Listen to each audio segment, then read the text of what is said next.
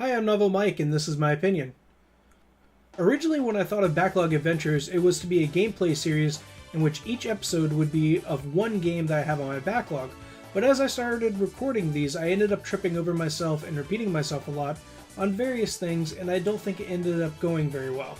However, I still like the idea, so I thought instead of what I originally planned, why not trim it down and present it in a different way? I don't know if this will actually work out better or not. If you are watching this, please do let me know how you feel about this format, and be as critical as you can be.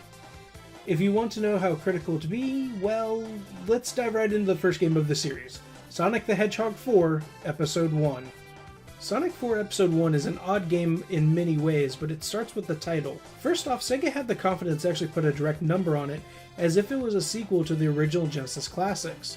But not only that, they decided to make it into multiple episodes. Considering there only ended up being two games, Episode 1 and Episode 2, I really don't know if there was at one point a planned series of games all called Sonic 4, or if it was just these two, but it seems like a really strange direction to take. Getting into the game itself, as I started the game, I immediately noticed something was off with Sonic's character model. It seems someone decided to add an ungodly amount of bloom to it for no apparent reason, and it looks really bad. It was so jarring, I thought it was just my monitor, so I turned down the brightness and even swapped the game window to my other monitor, and the problem still persisted. Thankfully, it didn't take me long to get past that and start playing the game, which started well enough in your typical Green Hill-like zone, but other problems started becoming apparent as well. First off, I'm not sure if this is just a problem in the PC version, but the field of view is extremely limited. It's as if the game was designed for a small mobile screen, but was just stretched to a large PC screen. It greatly limits what you can see, which ends up being a constant problem with the game's main mechanic, the homing attack. Like the more modern 3D Sonic games, Sega decided to put the homing attack into this game, and the camera makes this rather frustrating, as in many cases you won't be able to see ahead of you to know when you need to use the homing attack to advance, so you end up missing and falling. Thankfully, this generally doesn't happen over bottomless pits where you could die, but it's still a constant problem, and because the field of view is so close, it makes it hard to really tell where you're going until it's too late.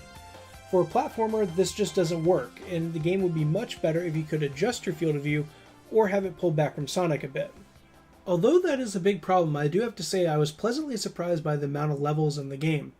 While most Sonic games consist of several zones with typically 2 acts within each zone, Sonic 4 Episode 1 only has 4 zones, but it does have 3 acts instead of the standard 2. Considering the game is episodic, I wasn't expecting nearly as many levels as we got. Also, once you've beaten the first level of the game, the rest of the game opens up to you and you can play any act in any order that you want. It's a nice and modern change and lets the player jump around and see what the game has to offer. It helps that each act generally has a unique mechanic, which makes every level feel distinct even if they look similar to other levels. The problem is that not all the mechanics work well. The card mechanic in Casino Street Zone Act 2 is by far the worst offender. It starts off fine with these cards flipping between being platforms that are active or not active, but gets really bad towards the end of the stage when you have this long series of flipping cards that you have to pass. Each individual card is on a separate timer to when they switch between something you can stand on or not, and due to your limited field of view, you can only see 1 or 2 cards ahead of where you are. This caused me to die multiple times because I couldn't tell when it was safe to jump and where it was safe to jump to. In a good game, this mechanic would have been based off the color of the cards, with the red cards moving at one time and the black at another, but each of these cards flipped at different times. Even 2 of the same card, which were right next to each other, flipped at different times. There was no way to predict and cross this area without dumb luck, which I found excessively frustrating.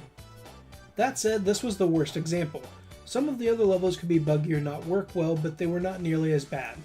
Although many of the mechanics are repeated from other games, with almost all the mechanics from the 4th and final zone seem ripped out of a few levels from Sonic 2, and they don't work nearly as well now. There is something to be said of including fan service and nostalgia to games like they did here, but you have to make those mechanics work as good, if not better than they originally were, or they end up being frustrating. All in all, I played a few levels from every zone and a couple of the bonus levels, which are designed to be just like Sonic 1's bonus levels with some minor changes. I wouldn't say that my whole experience was bad, but this game has a lot of problems. In general, it felt very unpolished, as if it was rushed out the door to meet a deadline without any proper playtesting. It's by far not the worst Sonic game I've played, but for Sega to actually make this a numbered entry and a follow-up to the Genesis classics, it does more than fall short. I don't see myself playing this game again, but I didn't absolutely hate it either. I think it's a really good showcase of why we needed a game like Sonic Mania, to really show not only how good 2D Sonic games could be, but also to show why the original classics are revered as they are. Sonic 4 is a great example to me of the modern Sega just not being able to craft the same experiences that they used to. I think that's okay, as the direction they took with letting a bunch of fans design their own Sonic game was really a stroke of genius. The success Sonic Mania had hopefully shows Sega that they made the right decision and will lead to Mania getting a proper sequel in the future. I'm Novel Mike, and that was my opinion.